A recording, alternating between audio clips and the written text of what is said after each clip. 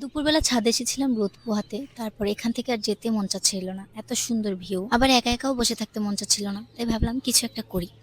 এখানে বসে পেয়ারা মাখা খেলে অনেক ভালো লাগে। তাই নিচে গিয়ে পেয়ারা নিয়ে আসলাম। সাথে মরিচ, লবণ, লেবু, যা লাগে সবকিছু নিয়ে আসলাম। এখন আর একা লাগছে না, কারণ এখন কিছু একটা করছি, নিজেকে ব্যস্ত রাখছি।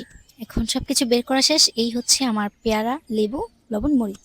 আমি এগুলো নিচ থেকে সুন্দর করে ধুয়ে মুছে নিয়ে এসেছি। এখন শুধু কেটে মাখিয়ে নিব।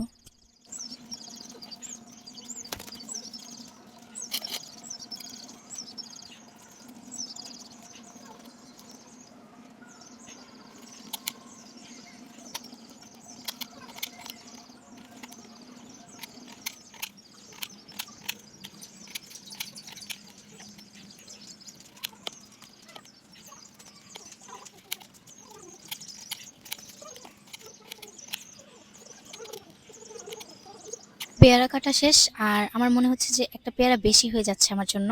তো একটা আর কাটলাম না। এখন লেবু কেটে নিচ্ছি। আমি লেবুটা ইউজ করছি তেঁতুলের পরিবর্তে। তেঁতুল দিয়ে পেয়ারা মাখা আসলে অনেক বেশি মজা, কিন্তু আমার কাছে তেঁতুল না থাকায় আমি লেবু ইউজ করছি। লেবুটাও বেশ ভালো লেগেছে।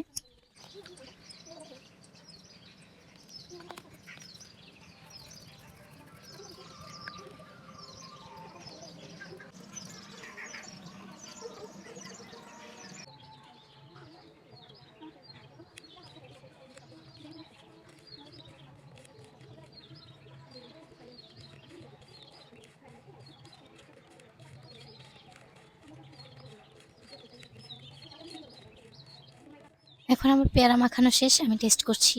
জাস্ট অসাধারণ ছিল। একই সাথে রোদ পোহানো হলো, খাওয়াও হলো, ছাদ দেখাও হলো। খুবই ভালো লাগছে।